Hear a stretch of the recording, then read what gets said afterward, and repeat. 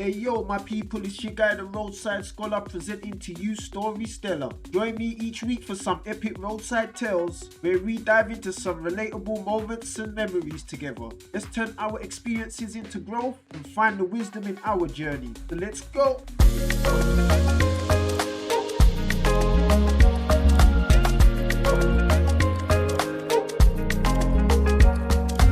While in school, Hood School, I get to know a guy who we're gonna name for this story called Johnny. Now, Johnny went to my school. Johnny wasn't a naughty kid, but he knew naughty kids. He also had an older brother. He was a bit of a ruffian as well.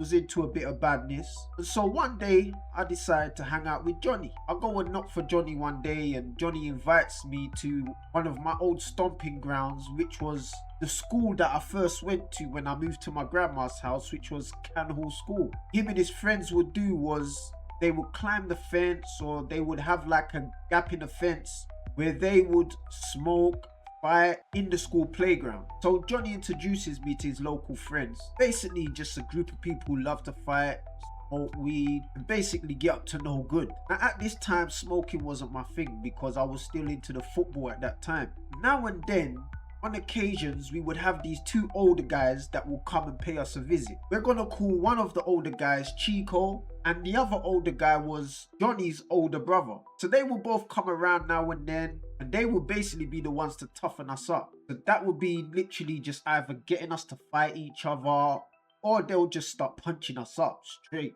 Like, you know, one of those days they come around and it's like, it was basically bullying. That's really what it was, really. But at the same time, they was giving us thick skin, let's say. Now, on a good day, they would normally just smoke with everyone, and then after that, they would just disappear. And then I think everyone would be relieved on that day. One of the games that we would play in this playground, because there was a lot of us, there used to be a lot of us, big crowd of us. And one of the games that we would play would be to stand in two lines. We would stand in two lines, and then you have one of the older guys, or even both of them, stand on the end of one side, and then you would have yourself on the other end. And you would have to go in between the two rows, and everyone would just lay into you. Like, and you just have to either, you can run through it, walk through it, depends how brave you were. And then when you get to the end, gotta face the two older guys or one of the older guys, and then they would just be giving you the big thumps, big punches. You can fight back as well, but you know, fight back, most likely it will end up getting out of hand. And these punches wouldn't be to the face unless maybe you did a violation earlier that day, or as some other day you did a violation, or you did something to someone who's in that line, then you may get a punch in the face. And if it gets personal, it all depends on the circumstances. We would just leave the both of them to kind of go at it, but it would be the discretion of the two older guys. And so each day was a fight day, whether we was in the mood or not, whether, you know, if you didn't want to fight, you don't come around here. That's basically what it was. You didn't want to fight, don't come around here.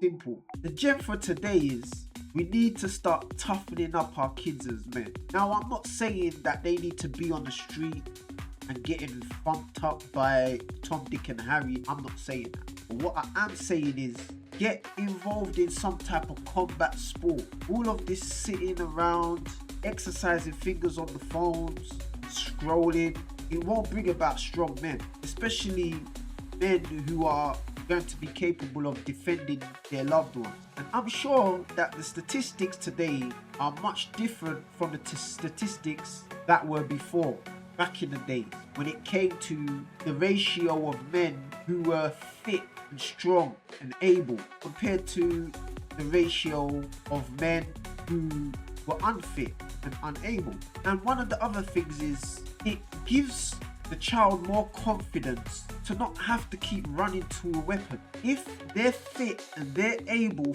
physically to be able to defend themselves and their loved ones, it's less likely that weapons have to keep being drawn. They will have confidence in themselves to know that they're good with their hands. They can handle themselves. And if it's the last resort, then you can draw for the weapon. But other than that, why? If you've got that confidence. So we need to start instilling that confidence within men again. So until the next episode, peace.